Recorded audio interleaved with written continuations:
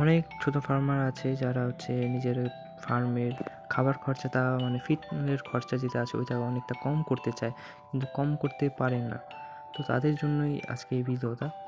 যারা অল্প মুরগি নিয়ে বেশি লাভ করতে যাচ্ছে বা খাবার খরচটা একদম কমাতে চাচ্ছে তাদের জন্যই। তারা ফিড হিসেবে ঘাস বা পাতা-পুতা এই সমস্ত জিনিসও দিতে পারে, যে কারণে যে পাতার মধ্যে যে এক্সট্রা নিউট্রিয়েন্টস বা ভিটামিন বা যেগুলার কমি আছে মুরগির, এ সব কিছু এটা পূরণ করতে পারবে। আর তোমাদের যে খাবার খরচাটা আছে একদম মিনিমামের মধ্যে এসে যাবে। যেখানে তোমার একদিনে ১০০ টাকা খরচা হচ্ছিলো, সেটা হয়তো তোমার ৫০ টাকা খরচা হবে। আমি এক টাইম করে অল্প অল্প করে ঘাস দিচ্ছি, যে কারণে আমার মুরগিগুলোর হেলথও ঠিক আছে বা ভিটামিন এক্সট্রা আমাকে ইউজ করতে হচ্ছে না। যে কারণে আমি নতুন ফার্মার, যে আমার বেশি মুরগি নেই, অল্প মুরগি দিয়ে আস্তে আস্তে বড় করছি, সেই কারণে আমার খাবার খরচা যেটা আছে ওইটা হচ্ছে একটু কম লাগছে।